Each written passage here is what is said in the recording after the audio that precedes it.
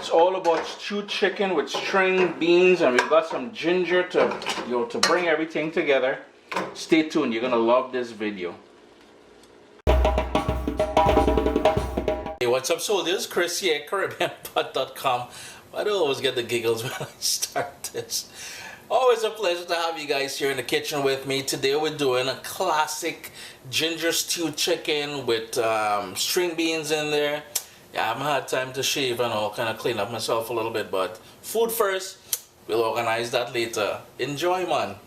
The very first step we have to do, as we've done in the past with stewed chicken recipes and any type of meat recipe, is to season and marinate it. Here I have about 3 pounds of chicken leg with thighs that I cut up into about 1-inch pieces.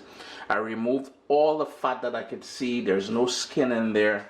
So the first thing we're going to go in with is salt, and it may look like a lot of salt, but I will be using string beans in this recipe, so that will compensate for it. I will not add any more salt.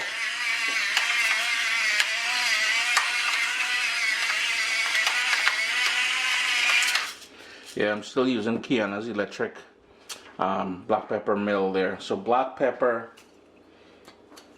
some Worcestershire.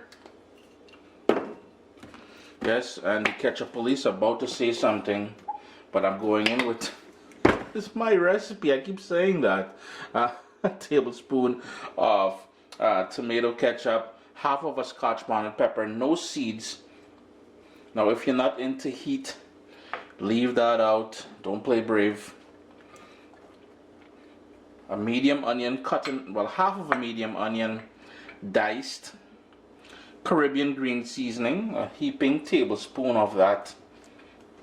And if you're looking for a recipe for that, you can check 2 places, CaribbeanPot.com and ChrisDelaRosa.com. And basically what Caribbean green seasoning is, let me hit you a little close up.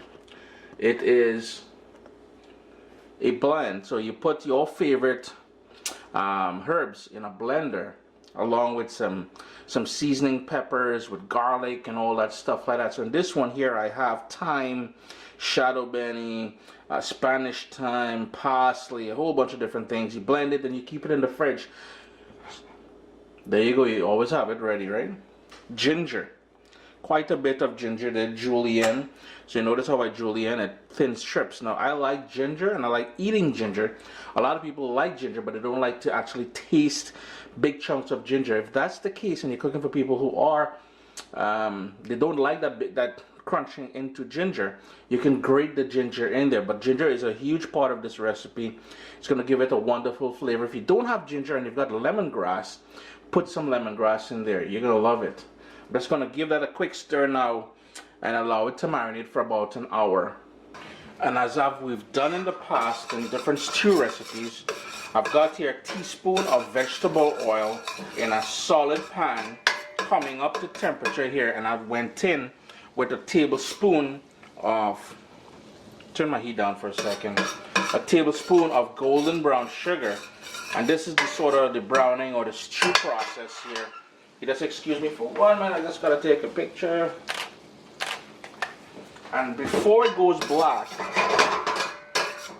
while it's still that sort of amber color, here's where you're gonna add the seasoned chicken to it.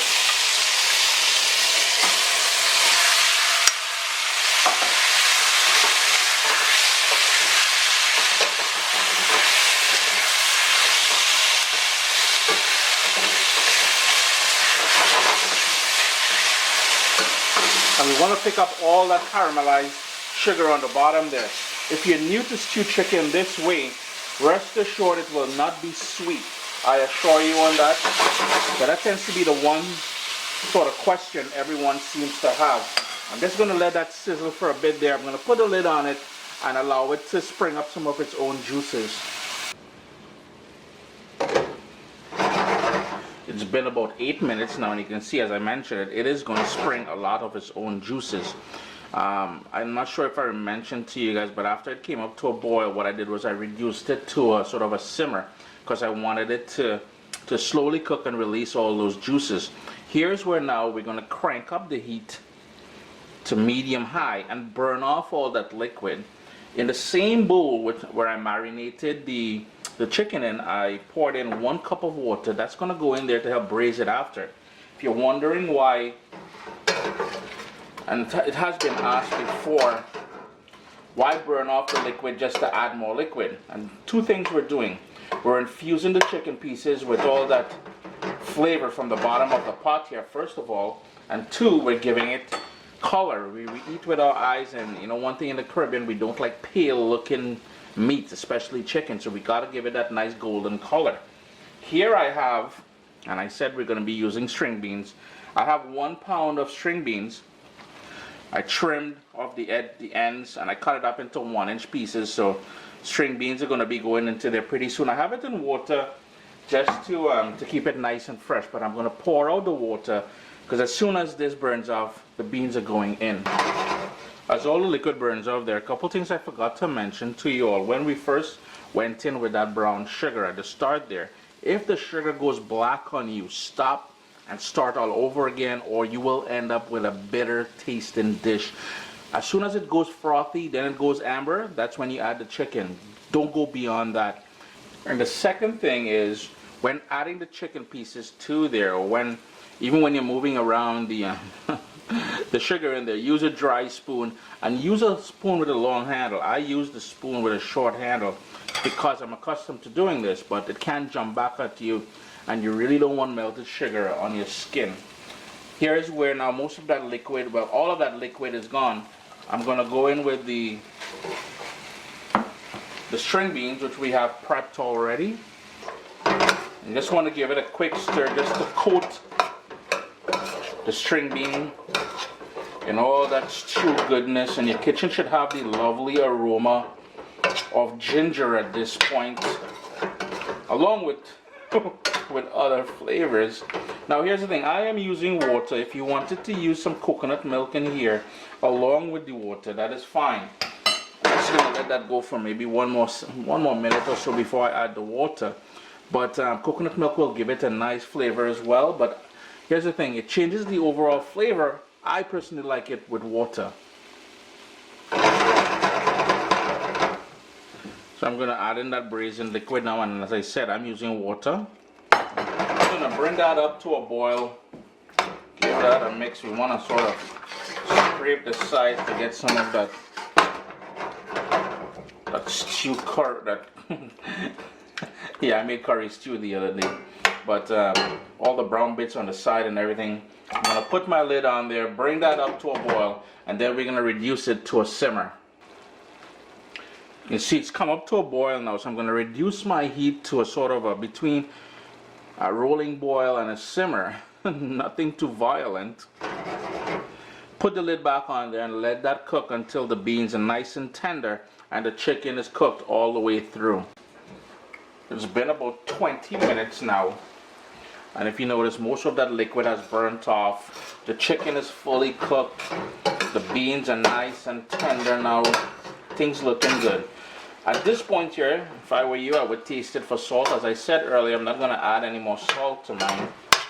Even if it does require salt, I'm not going to. I'm trying to cut back on the amount of salt that I eat.